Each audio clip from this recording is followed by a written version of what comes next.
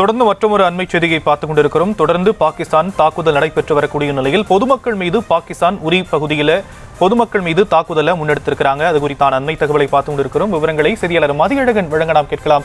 மதியழகன், பல்வேறு பரபரப்பான சூழலுக்கு மத்தியில் பாகிஸ்தானுடைய ராணுவ தளபதி சிறைபிடிக்கப்பட்டிருக்கக்கூடிய ஒரு அண்மை தகவலை பார்த்தோம். இப்போ உரி பகுதியில் பொதுமக்கள் மீது பாகிஸ்தான் தாக்குதலை தொடுத்திருக்கிறாங்க. களம் என்னவாக இருக்குங்க? பாகிஸ்தானை பொறுத்தவரை தொடர்ச்சியாக இந்தியாவினுடைய பொதுமக்களை குறிவைத்து பொதுமக்களினுடைய நிலைகளை குறிவைத்து தான் தாக்கல் நடத்துகிறது. அதாவது எப்பொழுதாவதுதான் இந்திய ராணுவ முகாம்கள் குறிவைக்கப்படுவதை தவிர அவர்களினுடைய தாக்குதல் எல்லாமே இந்திய அப்பாவி பொதுமக்களை நோக்கிதான் இருக்கிறது. அதுதான் கடந்த காலத்திலிருந்து பாகிஸ்தானுடைய செயல்பாடாக இருக்கிறது. தற்பொழுதும் கூட 16 பேர் கொல்லப்பட்டு இருக்கிறார்கள். இந்த நிலையில் பாகிஸ்தானினுடைய பல்வேறு பகுதிகளில் ஏற்கனவே தாக்குதல் நடத்திய நிலையில் தற்பொழுது உரி பாகிஸ்தான் காஷ்மீரில் இருக்கக்கூடிய உரி பகுதியிலும் தற்பொழுது பாகிஸ்தான் ராணுவம் தாக்குதலை தொடங்கி இருப்பதாக தகவல்கள் வெளியாகி இருக்கின்றன. இருப்பினும் என்ன மாதிரியான பாதிப்பு ஏற்பட்டது என்பது தொடர்பாக எந்த விதமான தகவலும் தற்பொழுது வரை வெளியாகவில்லை. ஆனால் இந்த பாகிஸ்தானுடைய தொடர் முயற்சிக்கு தான் இந்தியா சார்பில் தொடர்ச்சியாக பதிலடி கொடுக்கப்பட்டு வரும் நிலையிலும் மீண்டும் அப்பாவி மக்களை குறிவைத்து இது போன்ற ஒரு தாக்குதலை பாகிஸ்தான் ராணுவம் மேற்கொண்டு இருக்கிறது.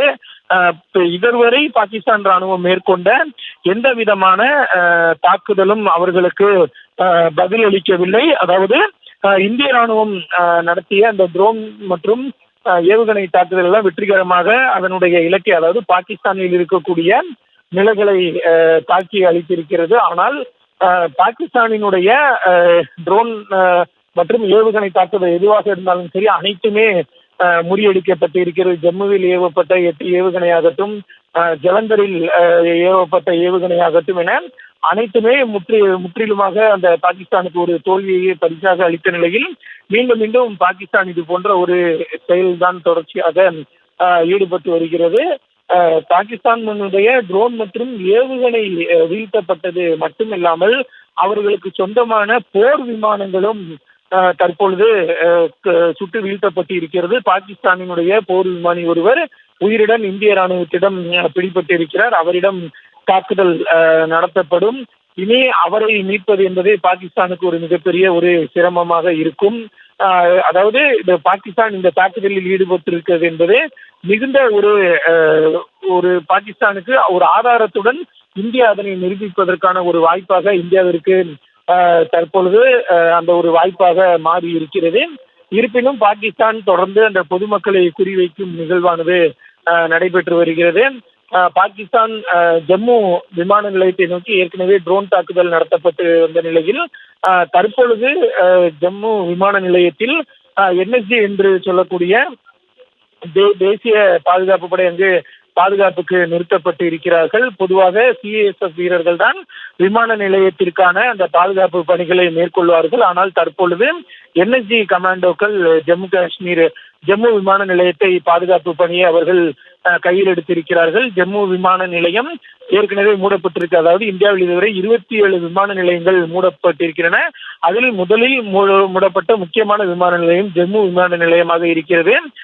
ஏற்கனவே அங்கு பாதுகாப்பு பலப்படுத்தப்பட்டிருக்கக்கூடிய நிலையில் தற்பொழுது அங்கு NSG கமாண்டோக்கள் பாதுகாப்பு பணியில் ஈடுபடுத்தப்பட்டு பாதுகாப்பானது அதிகரிக்கப்பட்டிருப்பதாகவும் தகவல்கள் வெளியாகி இருக்கின்றன. அந்த பகுதி மட்டுமல்லாமல் பல்வேறு எல்லையோர மாநிலங்களிலும் எல்லையோர மாவட்டங்களிலும் தொடர்ச்சியாக அந்த பாதுகாப்பு பணியானது அதிகரிக்கப்பட்டு இருக்கிறது. தற்பொழுது வரை டெல்லியில் எந்த விதமான தாக்குதல் சம்பவம் இல்லை என்றாலும் கூட டெல்லியில் மிக முக்கியமாக அனைத்து அரசு அதிகாரிகளுக்கும் வழங்கப்பட்ட விடுப்புகள் ரத்து செய்யப்படுவதாகவும் புதிதாக எந்த விடுப்பும் வழங்கப்படாது என்றும் டெல்லி மாநில அரசு அறிவித்திருக்கிறது. டெல்லியில் இருக்கக்கூடிய அனைத்து அரசு அதிகாரிகளும் பணிக்கு திரும்ப வேண்டும் என்ற ஒரு வேண்டுகோளும் விடுக்கப்பட்டிருக்கிறது. தற்பொழுது ஒரு முக்கிய நகர்வு ஒன்று சர்வதேச அளவில் நிகழ்ந்திருக்கிறது. சவுதி அரேபியாவினுடைய வெளியுறவுத்துறை அமைச்சர் நாளை பாகிஸ்தான் செல்வதாக பாகிஸ்தான் உள்ளூர் ஊடகங்கள் தகவல்களை வெளியிட்டு இருக்கின்றன. இந்த சம்பவம், அதாவது இந்தியா பாகிஸ்தான் இடையேயான இந்த மோதல் சூழல் குறித்து பல்வேறு நாடுகளும் தங்களது கருத்துக்களை தெரிவித்து வந்தன. குறிப்பாக இந்தியாவினுடைய இந்த தாக்குதல், அதாவது பெஹல்காம் சம்பவத்திற்கு பதிலடியாக பாகிஸ்தான் தீவிரவாதிகள் மீது இந்திய ராணுவம் நடத்திய தாக்குதலுக்கு அனைத்து நாடுகளும் ஆதரவு தெரிவிக்கின்றன. ஆனால் இந்த தற்போதைய பதற்றத்தை மேலும் அதிகரித்து விடக்கூடாது, இதனால் மக்களுக்கு எந்த பாதிப்பும் ஏற்பட்டு விடக்கூடாது. எனவே இந்த பதற்றத்தை தணிக்க வேண்டும் என அனைத்து நாடுகளும் ஒற்றை குரலில் தான் ஒரு ஆதரவாக பேசி வருகிறார்கள். இந்த நிலையில் சவுதி அரேபியாவினுடைய வெளியுறவுத்துறை அமைச்சர் நாளை பாகிஸ்தான் செல்கிறார். அது மிகவும் ஒரு முக்கியத்துவம் வாய்ந்ததாக பார்க்கப்படுகிறது. அவர் நாளை சவுதி அரேபியா சென்று அவர் பாகிஸ்தானுக்கு சில அறிவுரைகளை வழங்குவார் என்று எதிர்பார்க்கப்படுகிறது. சவுதி அரேபியாவை பொறுத்தவரை இந்தியாவிற்கு மிகவும் நட்பு நாடாக இருக்கிறது. சவுதி அரேபியா இந்தியாவிற்கு எல்லை நாடாக, அண்டை நாடாக இல்லை என்றாலும் கூட மிகவும் நட்பான நாடாக சவுதி அரேபியா இந்தியாவிற்கு திகழ்கிறது. அண்மையில் கூட சவுதி அதிபர் எல்லாம் இந்தியா வந்து சென்றதையெல்லாம் நாம் பார்த்தோம். இந்தியாவுக்கும் சவுதி அரேபியாவுக்குமான உறவு என்பது மிகுந்த ஒரு நல்ல சுமூகமான நிலையில் இருக்கக்கூடிய நிலையில் அந்த நாட்டினுடைய ஒரு வெளியுறவுத்துறை அமைச்சர் பாகிஸ்தான் செல்லும் பட்சத்தில் கண்டிப்பாக அவர் பாகிஸ்தானுக்கு சில அறிவுரைகளை வழங்குவார் என்று நாம் எதிர்பார்க்கலாம். அதன் பின்னர் கூட பாகிஸ்தானினுடைய நிலைப்பாட்டில் மாற்றம் வருவதற்கான அதாவது பாகிஸ்தானுடைய நிலைப்பாட்டில் மாற்றம் வருவதற்கான வாய்ப்புகள் இருக்கும் என நாம் எதிர்பார்க்கலாம். இந்த நிலையில்தான் பாகிஸ்தானினுடைய அமெரிக்காவுடைய வெளியுறவு அமைச்சர் ரூபியோ கூட தெரிவித்திருந்தார், பாகிஸ்தான் தனது நடவடிக்கைகளை நிறுத்திக் கொள்ள வேண்டும், பதற்றத்தை தணிப்பதற்கு உதவ வேண்டும், மேற்கொண்டு எந்த தாக்குதல் சம்பவங்களையும் பாகிஸ்தான் நடத்த வேண்டாம் என்ற ஒரு அறிவுறுத்தலையும் அவர் வழங்கியிருந்தார். ஆனால் பாகிஸ்தான் அதனை ஏற்றுக்கொண்டதாக தெரியவில்லை. எனவே அமெரிக்காவினுடைய கோரிக்கையும் பாகிஸ்தான் நிராகரித்து விட்டதாக தான் நாம் கருத வேண்டியிருக்கிறது. ஆனால் சவுதி அரேபியாவினுடைய வெளியுறவுத்துறை அமைச்சர் நாளை பாகிஸ்தான் செல்வது என்பது ஒரு நல்ல பலனை தரும் என்று எதிர்பார்க்கலாம். அதற்கு பின்னராக கூட பாகிஸ்தானினுடைய நிலைப்பாட்டில் மாற்றம் வருவதற்கான வாய்ப்புகளும் இருக்கின்றன.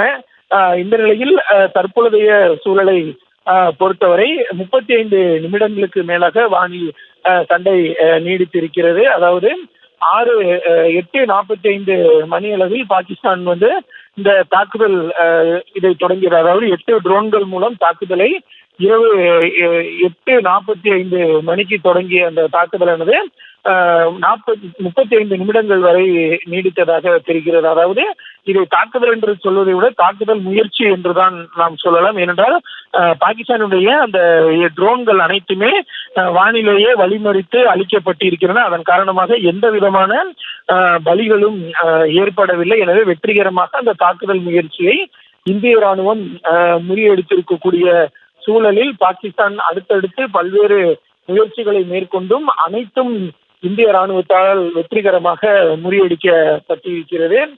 ஆனால் இந்திய ராணுவம் நடத்திய அந்த பதில் தாக்குதல்கள் அனைத்தும் பாகிஸ்தானுக்கு எதிரான இந்திய ராணுவத்தினுடைய தாக்குதல் அனைத்தும் மிகவும் வெற்றிகரமாக நடத்தி முடிக்கப்பட்டு இருக்கிறது.